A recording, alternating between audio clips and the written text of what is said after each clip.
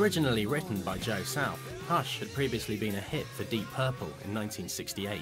Richie Blackmore was the guitarist in Deep Purple, and I was obsessed with Richie Blackmore when I was about 13, 14.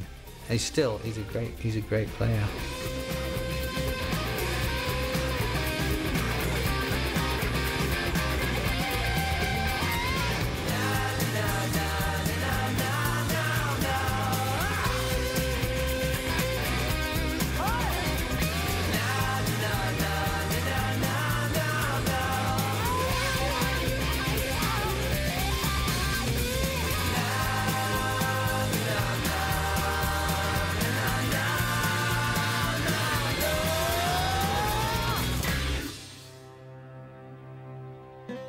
India has always been a source of inspiration for Crispian. At the age of 18, he made his first pilgrimage to what he now considers to be his spiritual home. That first trip, I went, from the Himalayas down to the south and back again, and I managed to do it in 10 weeks. I was about 19, and I did it on my own, and it was a pretty formative, pretty scary, hairy experience at times.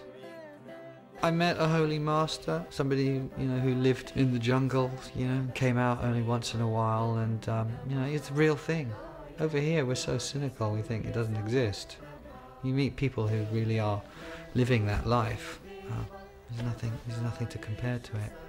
And it wasn't like I did one trip and that was it. I kept going back. It became a second home, and I went back just up before the second album to shoot some footage for a documentary.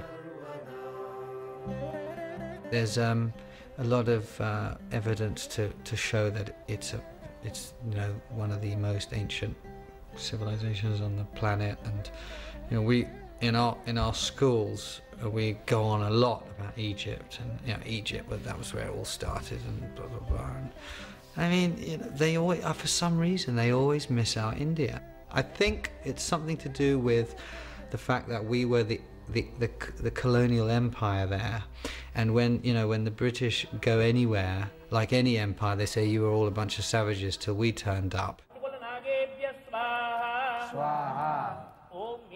The old tradition of having an advisor or a spiritual mentor or a guru is that the guru has understood a teaching and a philosophy that has been protected by a succession of teachers, and the teacher never changes that teaching.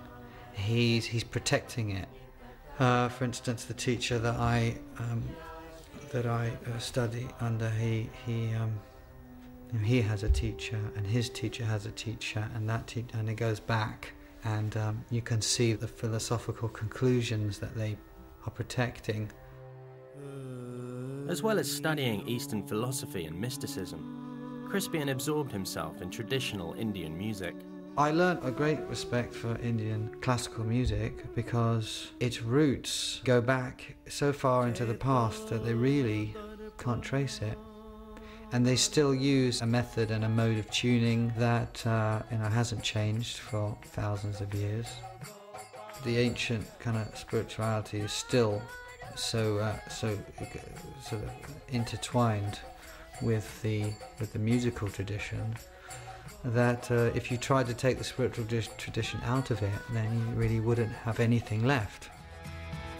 Kula Shaker's second album, Peasants, Pigs and Astronauts, built on Crispian's experiences in India. We recorded our second album on Dave Gilmour of Pink Floyd's Victorian houseboat. We loved every minute of it, and it was completely sort of unrestrained creative indulgence.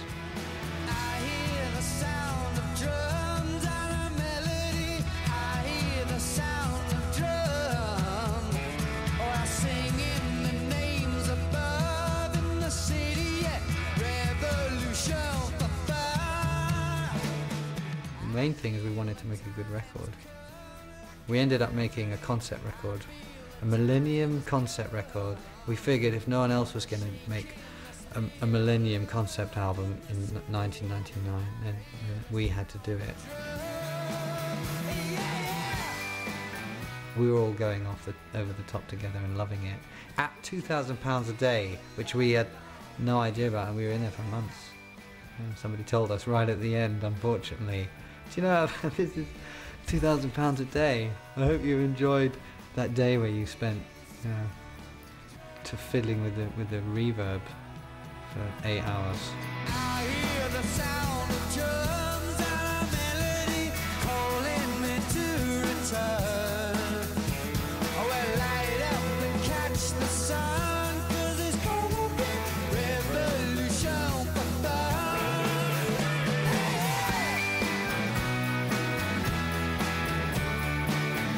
Can you feel the love for me? Yeah, yeah. I feel the time has come. I hear the sound of drum.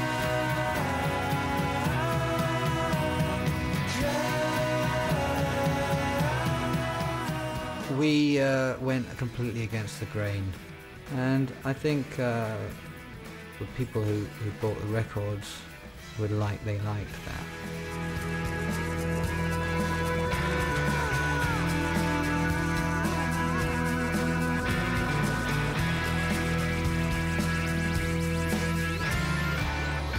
Despite the band's enthusiasm, Peasants, Pigs and Astronauts failed to live up to the commercial success of the first album. Transfusion, revolution, satellites on Mars. What we lacked was somebody who could be really disciplined with us. That's what that second record lacks. It's got lots of really good ideas, and nobody to say too many. You know, you can't put another Mongolian nose flute on that track. Coming up in part 3, can Kula Shaker survive the end of the world?